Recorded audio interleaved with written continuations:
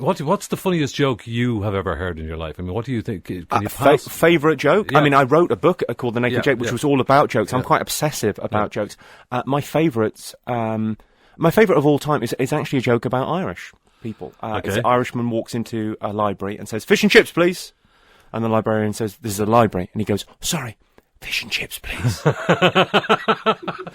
Isn't that a perfect joke? Just the construction of that is just perfect. Okay, so why does that have to be an Irish joke?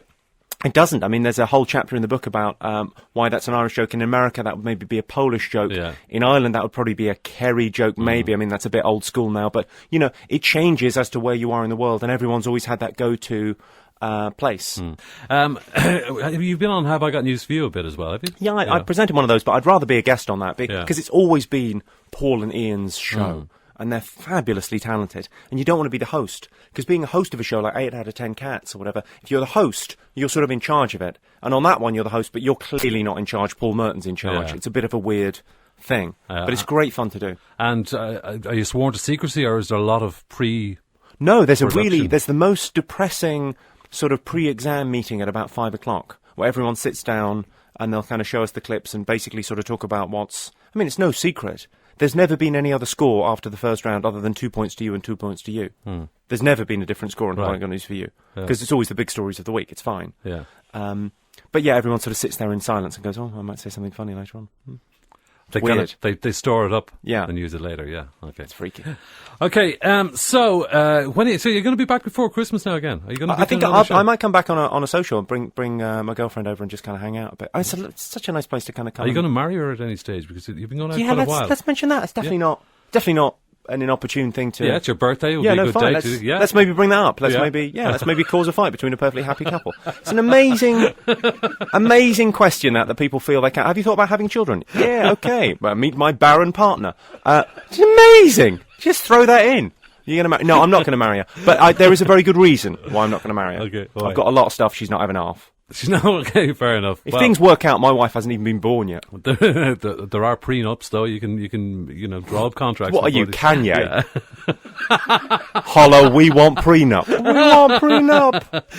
What about your second life, Jimmy? What about my second? Oh yeah, I did a gig on Second Life. That was kind of last year. That's it was kind of a fun thing to do.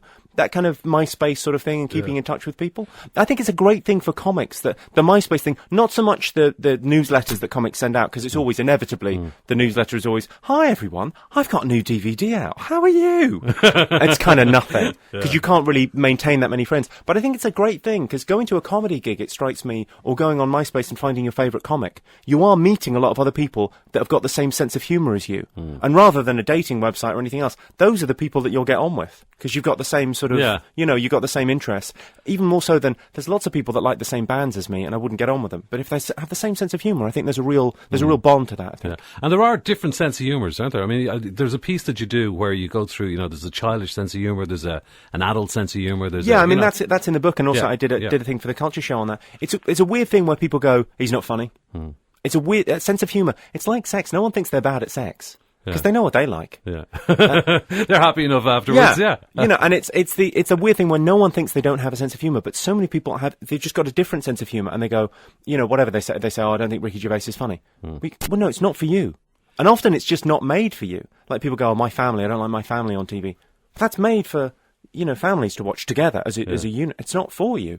You're a 16-year-old. And it's something that you can't really force either. You can't sort of say, "Well, I'm going to learn how to appreciate that." Well, the other way it's like sexuality is that it's preordained. You've got no choice. Right. Whatever lights your candle, lights your candle. You might like to read Private Eye magazine and like the work of Armando Iannucci, and stuff. And actually, you really, you like jokes about farts. When it comes down nothing to you can do.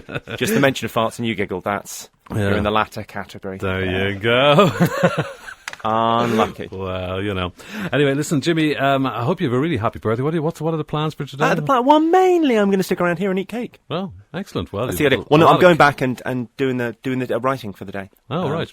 That'd be all right. And how long do you write each day? Are you one of these? Well, people I'm on 8 out of 10 cats at the moment. This and it's a topical round. 5 so million viewers. Very good for Channel 4. Very good for Channel 4. No, that's nice, isn't it? No, I don't mean it like that. But what I mean is, like, they were raving about Big Brother and how they got sort of 3.9 or something like that. Yeah, so, the figures were down a year on it, but then the figures are down for TV generally because there's so many more things to do now. Everyone's got digital channels now, and everyone's got the internet, and people are watching it in different ways, and iPlayers and all that kind of stuff. Yeah. So it's down or down, which is a shame in a way because people slag Big Brother off. But the reason there's a thing called Big Brother, and the reason I think it's great, is because it means you can meet people you don't know and say, that Charlie's an idiot, isn't she? Yeah. Or that Alex, she's a nutter. And you can kind of bond with people over mutual friends that neither of you know. I think it's great.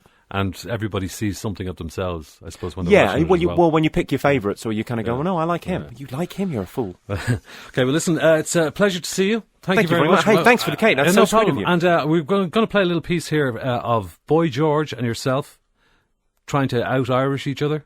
Wow. Do you remember that? I literally don't remember that. Where you spoke Irish? Yeah. On Skelgo, do you remember?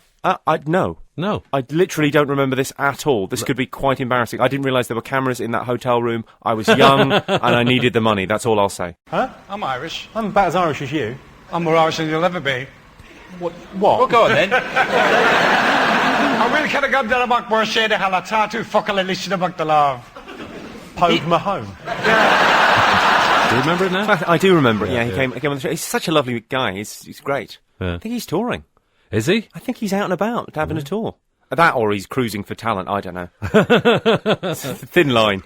Jimmy Carr, it's a pleasure. Thank you very much. Actually, you're a much warmer person than I thought you were going to be because when I see you on the stage, the joy of being me. Yeah. I've chatted to Peter Kay about this quite a lot because Peter, if you meet Peter Kay in the street, right, you're disappointed if he does anything other than take you back to his house for tea because he's the most adorable, warm, lovable character. Because of my kind of stage persona and the types of jokes I tell, if I say hello, people go, "He's incredible. He doesn't seem to be a total."